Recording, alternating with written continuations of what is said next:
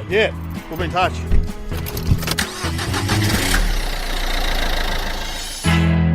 It's Dave O'Neill here on the Debrief, and normally I drive someone home, but we're actually getting driven to the airport on the Gold Coast by the lovely Chris. Say hello, Chris.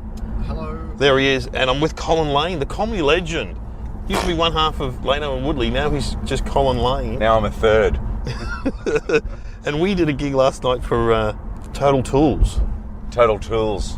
Which are, I mean, I'd seen their shops, but as the guy pointed out, you would never have been into one because you're not a tradie. So apparently it's just for tradies. Is it really? Yeah, it's not for you or me. So they don't even use that as an advertising line, go where the tradies go. Oh, maybe they should. Because I think that's what home hardware does. Go where the tradies go, because if you think that that's where the tradies go, then it's good. Then it's good. Yeah, but it's good. Total Tools don't even care about people like us. No, but I care. They don't care. I mean, they care. They're caring people, but they don't really care about people like us as far as the bottom line is concerned. Well, Chris, our driver, is a handyman, and he said that they have the good tools. Is that correct? They do. They do, there we go. They do. Whereas Bunnings have cheaper sort of tools. Oh, do they? More handyman. I learned a bit about tools. Bunnings probably have the tools made in China. I think they do. Yes. I think they do. Whereas Total Tools might have a bit more of your Sid Chrome. I reckon they have or your Stanley. I remember going to the Stanley factory as a kid. Why? It was in Nunawading, and we go there on an excursion to the screwdriver factory. That's where I learned I never wanted to work in a factory. It's like Bart Simpson getting depressed because he had to go to the cardboard factory for an excursion. The Stanley factory was so loud and so noisy, and my dad came along because he was a fitter and turner, and he loved factories. So he came on the school excursion. And you know what? I'm pretty sure it was a scout excursion now that I think about it, because he was a scout leader. Your dad didn't teach, did he? He was at Mitcham High? No, he was a trades teacher at TAFE. Oh, okay. So if you would have done a fitting and turning apprenticeship, I still meet guys that go, I had your dad as a... Really? Not your dad, my dad. Yeah. What did your dad do? Sold tyres. Wow. Sold tyres for Goodyear. So those guys that we performed for last night wouldn't be a million miles away from what your dad used to do, because they're all. Did he own a franchise, your dad? No, I was brought up in Perth, and Dad used to sell tyres to all the mining companies in Mount Tom Price and Northam, and up in the mining territories of Western Australia, and then came over to Sydney, was transferred to Sydney. And I don't really know what he did in Sydney, but it was behind a desk most of the time. Have you ever read The Shark Net, the book by the Australian author? It's set in Perth, and his dad sells tyres. Really? Yeah, he works for Goodyear, I think. And really? Yeah. My dad wrote it. He wrote Shark Net. Yeah, it was made into it's a great book. You see, I don't know whether I should go back to this, but I was halfway through telling you about what my father was doing in Sydney, and I thought that you were so bored. You just went, have you read Shark Net? It's got nothing to do with tyres or Perth, but it's a really good story. Yeah, you must have been thought, where's he going what with an this? arsehole. Yeah, what an arsehole. I have been accused of doing that before, don't worry. Are you listening to me? That's what my partner says all the time. Yeah, I do take everything in. Oh, do you? Yeah, I do. Really? Well, most of the time. Dad, and then now that my dad is getting on a bit, I talk to him a bit about old times and old tyres. Hey, get out of here. Are you listening? I am listening. About the manner in which business was done in those days, in the 70s and early 80s, where you would be encouraged to take clients out to drink, but at lunchtime. Oh, wow. And so you'd go out and have a meeting, and he would be chastised from management because he wasn't going to the pub enough. Yeah, right. That's interesting. To nurture business relationships and even to look after his guys. Oh. So he'd go out and have 2 or 3 ponies at lunch, then come back and just be a little bit half-shickered and just go, what am I doing? This is but then he'd be bizarre. Chastised for not drinking enough. Yeah, that's right. So, but back in those days there were no, booze buses. No, so you could have a couple at lunch and then you could have a couple after work and then you could drive home. My mate in the 80s used to carry a flask. No, a copy of the Sharknet. No, a copy of the Red Cross Murray Marathon, which is a charity event, minutes on his passenger seat. So when he got pulled over for drink driving, he goes, "Look, I've just come from a charity event." You're joking. He used to work every time. All right, mate. One guy actually said, "Just drive straight home. Please don't hit anything." And did he ever partake in the Red Cross charity event? Yeah, once or twice. Is that still on? Because that was big, wasn't it? It was huge. Yeah, it was like 80s. Sydney to Hobart yacht race, Yes, and then the Murray Marathon. Talk about the Murray Marathon for days and days. Yes, you're right. We used to go on it in Scouts, and then we went on it. We went on as volunteers for the Red Cross. In fact, that's how I got a job at the Red Cross after I left uni. And then my twin brother, who used to go on the marathon, got a job at the Red Cross, and he eventually became an ICRC delegate, an International Red Cross delegate, and ended up going to Rwanda. ICRC. The ICRC, they're called. The ICRC. ICRC. He still lives in Switzerland and works for the Red Cross. So, yeah, Glenn, my brother, yeah. So did you ever get to, it sounds like Cubs and Scouts was an integral part of your childhood. Yes. Did you ever become a venturer? Yes. You did? Yeah, and a rover. How daggy. I know. Is rover after venturer? Yeah, rover's 18 to 26. And what's after rover? No, scout leader. Yeah. Court case. Yeah, you know what, that's funny because when I did radio with one Dave Hughes, when there was ever a lull, he'd go, "Tell us again how old you were when you left Scouts." And I'd say 25, and he'd just piss himself. Fair dinkum. But so you were in it from what, 7 or 8? Yeah, but Dad was... Who's interviewing who? Yeah. Dad was a scout leader. But also... Venturer and then rover. Yeah, I love Venturers, because Venturers was when girls joined. Ah. And so that's how I made for my first pash. It was in Venturers. So at 25? That's Venturers is 15 to 18. And right. So I was in Cubs in Perth. And then you didn't follow it through. I think I went to Cubs for a couple of years in French's Forest in Sydney. Yeah, French's Forest. And North Shore. Yeah, North Shore. Nice. Yeah, nice. Lovely. Unusual. Different. But it didn't take. Didn't really like. Well, it's hard. You know, you're from Perth. You're from a different city, and it's like going to a new school. You know, you go into a new pack. Yeah, in the Cubs. Oh, don't get me wrong, I didn't like it.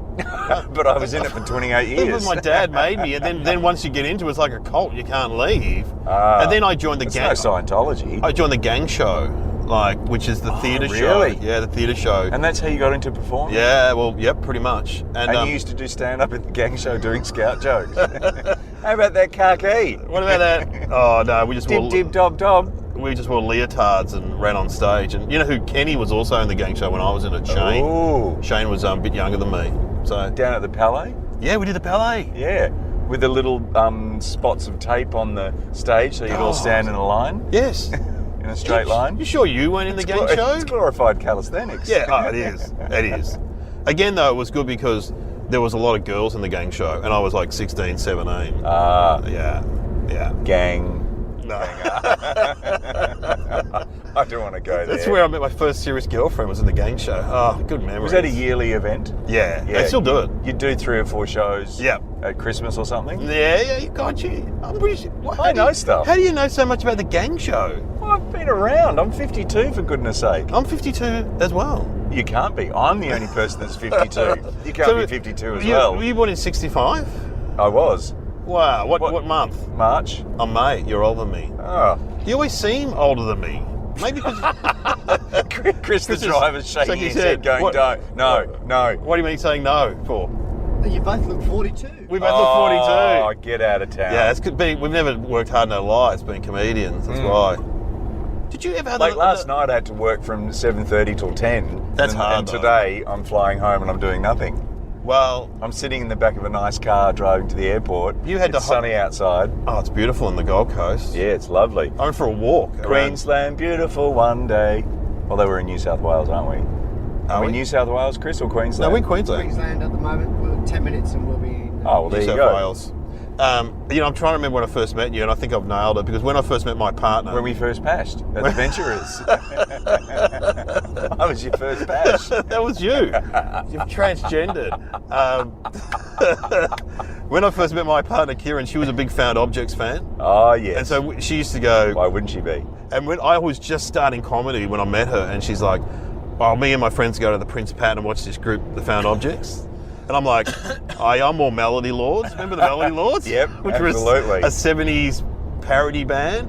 And she's like, and so she took me along to see The Found Objects, and I thought you guys were great. Punt Road. Well, we were on before the Melody Lords a couple of times. I went to one of those. And it was just freaking ridiculous because the audience was just, we were doing, little songs. Little funny songs. Whimsical ditties, and they were just going, Lords, Lords. It's like supporting Midnight Oil. They just wanted Melody Lords to come on because they kind of crossed the line from piss take to just serious kind of they did, didn't adored they? Rock kind stars. of rock stars in a way. And they came out and they freaking belted it. And so doing Found Objects, which was the trio that I used to be in, and then Melody Lords, it was a little bit ridiculous. Although sometimes we used to support the Doug Anthony All-Stars as well. Oh, that'd be... And most of the people were just going, All Stars, All Stars, All Stars, All Stars, wanting them to come on and be violent towards them. You used to see that when, I remember seeing Red Gum support Midnight Oil. And it's just like oils. And Peter Garrett actually came out during Red Gum, said, guys, come on. Everyone's like, oh. Then they went into a frenzy, oils. And the guy from Red Gum goes, no, don't worry about Pete, just let us do our bush tunes and you can get on with it. I think I went to the, what's that hotel in Kew? The Prospect Hotel. Prospect Hill Hotel. Yep. And there was a band on, I think it was Goanna. Oh, no, it was bloody Machinations. Oh, you've got no C in it. She don't. They're playing tomorrow night at the Croxton Park Hotel. No. Yeah, with the Models. Yep. Freddie was the lead singer, yeah. You've got no C in it. Anyway, go on. First of all, I've apparently, according to my good friend and music nerd, Brian Nankervis. But he's an expert on the 80s. He's just an expert on music. Yeah, but not the... I don't think does he know the 80s that well? I think he was probably listening more to Bob Dylan. I think he 80s. was. Yeah, right. Because when I talked to him about Pseudo New Echo. Wave... Yeah. Because he goes to me... Or My Sex. He goes to me, we had one of your mates on Rock Quiz the other night. We had the guy from Wah Wah Nee. I saw that on Music Max last night on the Foxtel in the hotel room. Yeah, sugar-free. I'm not sure what it was called. So anyway, the Machinations. It's called. They're not called the Models. They're called Models. That's true. That's true. There's no the. No, that's true. And also, I went to see the Machinations at the Prospect Hill Hotel, and there was a rumor on commercial radio that the Oils were going to do a show after them. And so, not only were people yelling out Oils while they were on, the Oils never turned up. Don't you love it? The Oils were back in the day. That big cult band. But then I didn't meet you at the Prince Pat, but me and a guy, Vic Plume, yes, used to do comedy with, we drove up to Sydney to be part of the Comedy Sale Pilot, which was a short-lived show you guys were in. Goodness. I think still holds the record for most short-lived comedy show in Australian TV history. Or maybe even most short-lived show, although I think Holiday Island may have only lasted... Arcade may have only... See, Frank always points out that Arcade was Monday to Friday, and so there were 5 episodes of Arcade before it was cancelled, whereas Comedy Sale was on once a week on a Sunday and only lasted 3 Sundays. Well, no, I can Although, hang on, Let Loose Live. I know Let Loose Live has come up on this... 2 weeks? Yeah, it was 2 weeks. That's come up on this podcast before. I'm the kiss of death. With comedy shows on the telly. Oh, were you in Let Loose Live? Yeah, right. Thanks for remembering. Well, it's probably good that we don't remember. To me? Yeah, I'm listening to you. That's the guy in the fruit shop set. I saw your show. Was it like a one-off special? Yes, it was. It was. Oh, yeah, good times. Did you drive to see... Was Vic in that? Well, no, what happened was that we met this guy called Ray. Now, I don't know, he was one of the riders. Ray Bosley. That's him, Ray Bosley. Yeah, because we wanted to call the show The Ray Bosley Show. That's right. And of course, Channel 7 just went, what? And we thought, no, it's kooky, it's funny. It's funny. Went, nah. Let's call it a comedy sale and set it in a shopping centre. He loved me and Vic, and I remember going around to his house to audition, so he was obviously just auditioning people that he liked or whatever. You were in the pilot for Comedy Sale? No, we weren't in the pilot. Oh. And so he said, come up to Sydney, you have to make your own way up. That's different from driving to South Melbourne for an audition. And so we drove up there, and we went to where you guys were filming. There was you guys. I remember talking to you, and we're talking to Akmal was there, and Ray came over the camera and he goes, And the director goes, "What are you doing?" He goes, "I'm just filming these guys over here." And we filmed a couple of sketches, Right. but never saw the light of day. Was that at that with John Thompson, the director? No, I think he was the guy saying to Ray, "What are you doing?" Oh, right. Because I remember talking to all you three guys from Found Objects, and we was, Umbilical Brothers, that's right. Stephen Abbott, Mikey Robbins. It was a good lineup. Robin Butler. Ross Daniels. Yeah. Jeanette Cronin. Celia... Piccola. No, she wasn't around no, there. she wasn't even born. Celia DeBurgh. She's very good actress in a lot of TV shows. And we were telling... That's her name. Oh, really? I don't know her. Can you have a look at that before you release this podcast? Was she in the Shark Net, maybe? William McGuinness was in the Shark Net. Now I'm getting memories flashing back. He played the dad that worked for Goodyear Tyres. And he was in a sketch on Let Loose Live. It all comes back in a circle. Oh, God, memories. Me. Yeah, no thanks. Memories. No thanks. Comedy Sale, Let Loose Live. Oh, no thanks. But then again, you went on to do Lano and Woodley, which was a great series. I still maintain that first episode where that plane crashes in through the window, your first episode of Lano and Woodley, yes. which was directed by Bob Sargent, is that right? Bob Sargent. It wasn't Bob Sargent?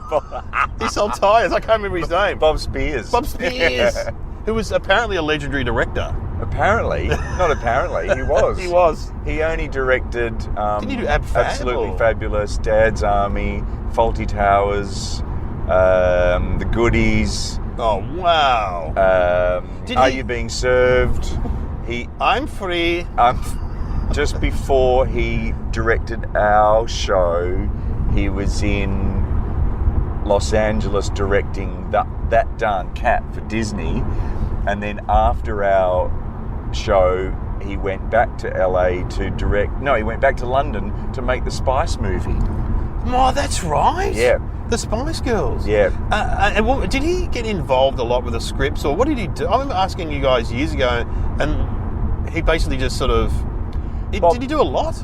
Well, how long have you got? Bob Spears, legendary director. He came over and directed 2 episodes, and it was organised by Working Title, the London production company. Who put money into into the TV series co-production with the ABC in Australia.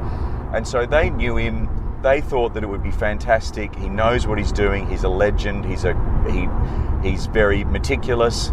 But at the same time, he, as an experienced director who'd been directing for 30 years, knew that Frank and I knew what we were doing. Yeah, and a lot of that first episode was your live show too, wasn't That's it? right, that's right. So all the jokes worked, and we knew that the story was sound, and so he came over and just recognised that we'd been together for 15 years, and he just went, "You do what you do, and I'll just shoot it and make it look as great as possible." Like a facilitator, kind of. And so he would come to rehearsals, and we'd do a blocking session of just working out where we're going to move and all that kind of stuff. And then he wouldn't write anything down. He'd just go home, write all the camera shots down, and then come and shoot it. And it was so smooth. But he was very committed to the project. But at the same time, I remember one distinct location shoot day where I think that he yelled "cut" as he was getting into a taxi. How old was he then, Bob? He He was probably 60s? Mid to late 50s. Oh, But so loved our the age. Durries. So you see, Loved the Durries. Right. And unfortunately, he's not around anymore. Ah. But he came over, he had a new girlfriend, a new baby. And so it was one of those, why don't you Bit of come a to Australia holiday. for 4 weeks, Yeah. direct these guys, they know what they're doing, you can have a great time in Melbourne, you'll eat at nice restaurants. That was a great series, Lano. Well, I loved it. Well, it's 20 years ago. I know, you put it on Twitter. In the last week. I know. So- When that plane came through that window, you've got to watch, everyone listen, you've got to watch the first episode. Because I wasn't expecting it at all. It's a callback. It's a callback, as they say, yes, as the young comedians like to say so much these days. So it's 20 years since Princess Diana died, which also coincides with 20 years since Lano and Woodley was on air, because our first episode went to air a day after Princess Diana died. God. And what it was almost as though they didn't know what to do with Lano and Woodley, didn't they? They would know what to do with it now, but back then, didn't they think it was a kid's show? Or? Oh, David, it still makes my skin crawl, to tell you the truth. There was a particular gentleman who will ever be imprinted on my brain, who I won't mention because I don't know what he's doing, but he thought after the first series did very well, because Monday night used to be on, what's Chris saying? 5 minutes. 5 minutes to go. All right, cool. Although that's not 5 minutes to the airport, he's just going 5 minutes For your podcast. For your podcast, because he's a driver, stage manager. But he did it really well. He didn't say anything. He just put his hand up. And so he decided to put it on. Because they put it on at 6:30, didn't they? Frickin' 30 on a Saturday night, thinking that that's when all the kids will be watching TV. What an idiot! And what a fucking idiot! Because the first series was like 7:30 or 8:30 on a Tuesday or something. Well, wasn't Monday it? night Or Sunday. used to be ABC Comedy Night. That's right, it did. So now it's Wednesday, but back in those days, Frontline was on a Monday at 8. Lano and Woodley. McFeast, where she interviewed Chopper. But also she did that really good show which was set in Canberra where she interviewed politicians. I love that show. Mikey Robbins was on it too. She was the 80s Annabelle Crabb. She was. Yeah, she was ahead of her time. Very true. So, yes. That's what happened. 20 years and Princess Di, and then that's the thing, the ABC, I think I've probably just started getting over it 20 years later, that I love the ABC. I think it's an amazing institution and an integral part of Australia's consciousness, but I still can't believe that what they did. Yeah. And I'm just starting to get over it now, because working title, London, international, made films, made Mr. Bean, made George Harrison's Blackadder. company. They just loved comedy, and they wanted to make a third series, and the ABC went, nah. See, that wouldn't happen these days. Any whiff of international money, and they're there. They are there. Absolutely. They are absolutely there. So, it was late 90s. Yeah. And I don't know whether they even did kind of outside, production. No, not a lot. No, it was all or internal. co-pros or that kind of stuff, really. So you guys were pioneers. We were. We were the Burke and Wills of comedy. Oh no, they were explorers. They weren't pioneers. You've moved on. I was looking up QI the other day, and you've been on 6 times. 6, is it? Yeah, it said 6 on the internet. Well, yes. I mean, Because who did you beat? You beat Alan Davies in the Perrier, the Edinburgh Award, didn't you? In 1994, Alan Davies was a nominee. Jeff Green, Alan Davies, the guy with the glasses, big white collar. He's funny, yeah. I know you mean. A Hill. Hill. Anyway. Robert Schimmel, an American guy. Owen O'Neill, a very charming Irish comedian. Anyway, I've known Alan Davies for many, many years, and then QI did an Australian tour in theatres. Yes. With Stephen Fry, Alan, and then they got 3 Australian acts to be on the panel. Yeah, I talked to Cal Wilson about it. Oh, right. Yeah. And... Not that we don't want to hear your story. she's read Sharknet too. but is it true that when Alan Davies stays at your house, you put the Perrier Award next to his bed? Absolutely, yeah, just to shit him. Rub it in. Just to shit him. Although he's, an international superstar. Oh my God, I love Jonathan Creek. He's Jonathan doing Creek. very well. Yeah. He's doing sitcoms and movies and he's extremely well loved. In the UK especially, and when he comes out to Australia and New Zealand, he just sells out huge venues. So hugely talented, but look, they are such nice people, and I fly over there once a year and do 1 or 2 episodes and have 4 or 5 days in London. Fantastic, and it's great, and it's like us coming to the Gold Coast to do Total Tools conference. What a lovely bookending effort that was, Dave. QI is just great, and I'm sitting there and I'm just going, I can't believe I'm here. But look, it's terrific. What, here in the Gold Coast or on QI? I can't believe that I'm in the back of a car with Dave O'Neill.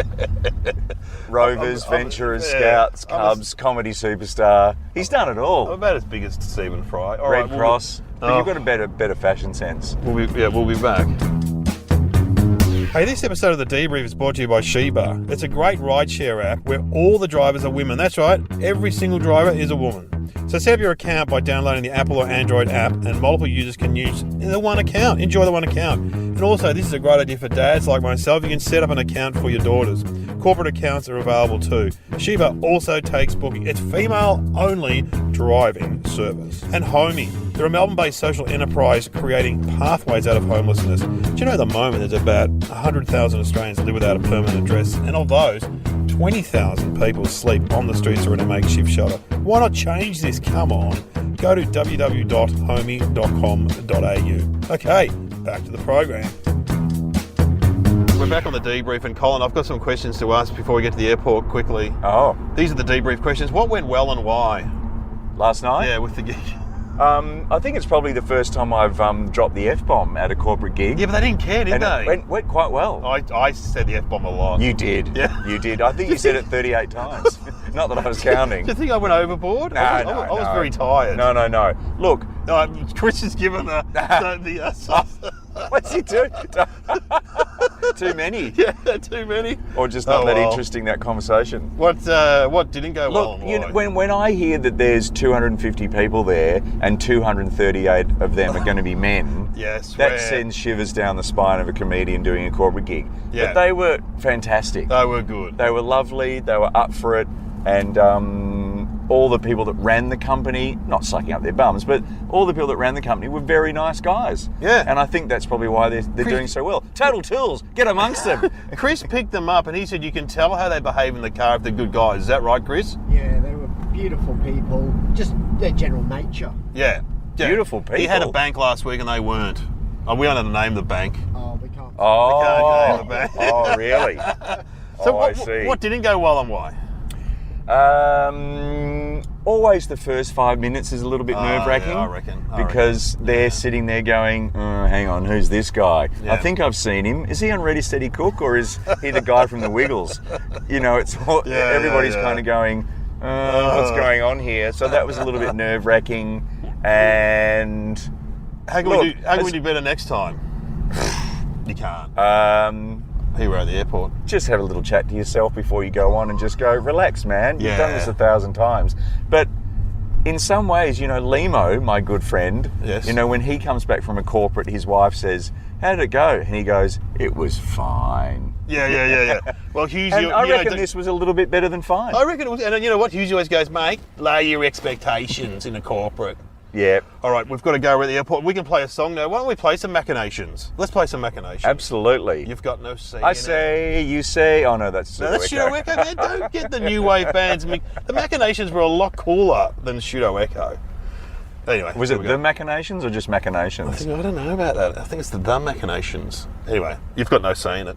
Colin Lane, thanks for being on my podcast. Hey, lovely to be part of my first ever podcast. Yeah, that's amazing. Yeah, thank you. You should do more of them. You're very good. Oh, thanks, David. Very you say good. that to all the girls. No, not all of them. Don't you? Chris, you weren't too bad either. Thank you, Chris. What could you have done better in this podcast?